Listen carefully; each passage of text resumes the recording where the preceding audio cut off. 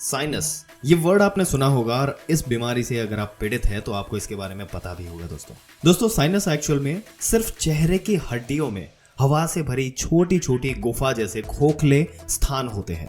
ये sinus mucus पैदा करते हैं जो आपकी नासिका मार्ग को नम रखते हैं। जब तक साइनस में हवा भरी हुई है, संक्रमित होने पर ये कफ से भर जाता है जिससे चेहरे के क्षेत्र में दर्द होता है और नासिकाओं में रुकावट के कारण सांस लेने में तकलीफ होती है। दोस्तों आजकल के जमाने में ये बहुत बड़ी बीमारी बनती जा रही है। अगर आपको साइनस से परेशानी है तो इसको आपको बिल्कुल इग्नोर नहीं करना चाहिए, आपको पूरा ध्यान देना है और उसको हटाने की कोशिश करनी है। हमारे शरीर में, हमारे चेहरे की अगर बात करें तो 4 प्रकार के साइनस मौजूद होते हैं।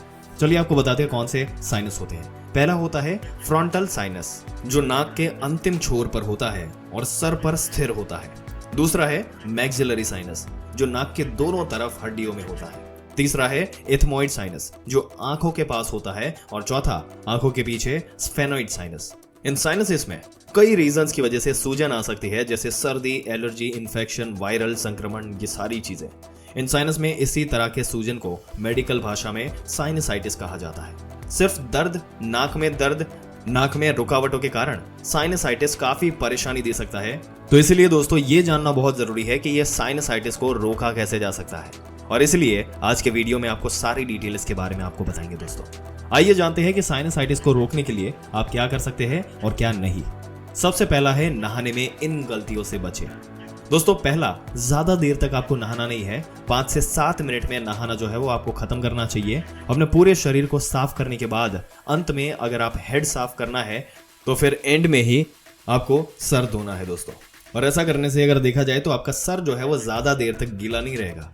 बात करने के बाद सर पर एक अलग से टॉवल आपको लपेट देना है। शरीर के लिए एक अलग से टॉवल होना चाहिए। और पूरा शरीर सूखा करने के बाद सर को अच्छी तरह से रगड़ कर बालों को सूखा कर लें। अब दोस्तों यहाँ पर अगर बाल सूखे नहीं है तो हेयर ड्रायर से अच्छे तरीके से बाल को सुखा सकते हैं आप। और सबसे बेस्ट ऑप्शन तो यही होगा कि बाल को सुखाना चाहिए धूप के अंदर रह के। धूप में थोड़े से बालों को सुखा ले, लेकिन हवा से, पंखे से या एसी से बालों को सुखाना नहीं है। दूसरे नंबर पर है सोते समय कुछ बातों का आपको ध्यान रखना है। सबसे पहले पंखे के बीच या सीधे एसी के हवा के नीचे आपको नहीं रहना, क्योंकि दोस्तों यही हवा के जो कि आपके चेहरे को ठंडा कर सकते हैं, जो साइनसाइटिस का रीजन बन सकते हैं। सर्दी हो या बारिश के मौसम में आपको अपने सर को यानी कि फॉरहेड को गर्म रखना है। उसके लिए एक स्कार्फ आपको पहन के रखना है। कुछ ना कुछ आप ओढ़ सकते हैं, सर को ढक सकते हैं, कैप पहन लीजिए, मतलब सर को आपको सिंपली वार्म रखना है। नींद के दौरान अपने शरीर को गर्म रखना बहुत जरूरी है दोस्तों। आप कैसे सोते हैं इसमें भी बहुत फर्क पड़ता है। अगर आपका दाहिना नोज जो है, दाहिनी साइड वाला नोज जो है वो बंद है तो आप बाई और लेट जाए। इससे दाहिने नासिका में जो रुकावट आ गई है, थोड़ी थोड़ी जो नोज है जो बंद हो जाती है वो हट जाएगी। और इसी तरह बाया नोज अगर बंद हो गया है तो दाई और करवट करके सोए। जहां तक आपको ये करवटों पर ही सोते हैं तब तक सारी ही चीजें सही है। पेट के बल पे या पीठ के बल पे आपको नहीं सोना। तीसरा है अपने आप को गर्मी देना। शेक करना बहुत जरूरी है। चेहरे पर, गाल की जगह पर, फॉरहेड पर, कान के पास गर्मी देते रहना है। इससे आपको दर्द या नाक बंद होना जो होगा वो नहीं होगा। अगर कंडीशन खराब है तो आप स्टीम इनहेलेशन भी कर सकते हैं। स्टीम इनहेलेशन के लिए आप 1 बूंद नीलगिरी का तेल पानी में डाल दें और फिर उसकी आपको भाप लेनी है। इससे बहुत ज्यादा फायदा होगा दोस्तों। नाक बंद होती है, छींकें आती हो तो गर्म पानी ही पीना चाहिए। ये सारी चीजें करने से आपकी जो स्थिति है इसमें काफी सुधार आपको महसूस होगा। चौथा इसके बाद जो है वो है कफ पैदा करने वाले फूड से आपको बचना है। नॉन वेजिटेरियन फूड, ऑयली और जंक फूड आपको नहीं लेना, क्योंकि इससे कफ जो है वो काफी पैदा होता है।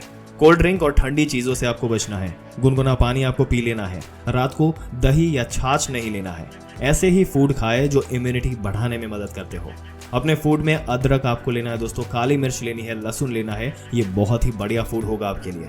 रोजाना 1 गिलास हर्बल टी ले, जिसमें पानी के अंदर अदरक डाल दो, हरी चाय की पत्ती डाल दो, तुलसी के पत्ते डाल दो और कभी कभी काली मिर्च भी डाल दो। और इससे अच्छी तरह से उबाल करके इसे छान करके इसमें उतना ही दूध डालकर शक्कर या गुड़ के साथ, पानी के साथ इसे अच्छी तरह से आप मिलाकर पी लीजिए। ये हर्बल ड्रिंक सवेरे 1 कप और शाम को 1 कप 2 बार पिए तो बहुत ही बढ़िया होगा दोस्तों। अपने खाने पीने में ध्यान रखें कि 1 चम्मच घी रोज आपके पेट में जाना चाहिए। और हमें जो रोज सब्जियां और फल जो है वो तो खाते ही रहने हैं, क्योंकि इसी में मिनरल्स, विटामिन ये सारी ही चीजें मिलती है। और विटामिन सी ये सारी चीजों को कम करने में बहुत मदद करता है। रोज रात को सोने से पहले 1 गिलास हल्दी वाला दूध और थोड़ी काली मिर्च डालकर वो दूध गर्म करके जरूर से आपको पीना है दोस्तों। इसके बाद 5वां है योग के आसनों को अपने जीवन में आपको प्रैक्टिस करना है।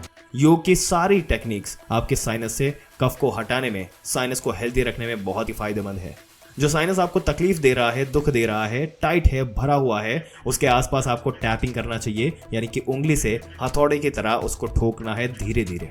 ऐसा टैपिंग करने से जो जमा हुआ कफ है वो निकलने में बहुत ही मदद मिलती है दोस्तों। योग में एक और टेक्निक है जिसको कहते हैं जल नीति। जल नीति उन्हीं को करनी है जिनकी नासिका खुली हो, जहां ब्लॉकेजेस ना हो। जल नीति करना सीख ले, जहां गर्म पानी को नाक में खींचना है और मुंह से बाहर निकालना है, या नमक के गर्म पानी के गरारे आपको करने हैं। तो ये करना बहुत ही जरूरी है दोस्तों। जब भी आप बाहर से घर वापस आते हैं जरूर नमक के पानी के गरारे आपको कर देने हैं, जिससे ये चीजें जो है वो हेल्दी रहेगी।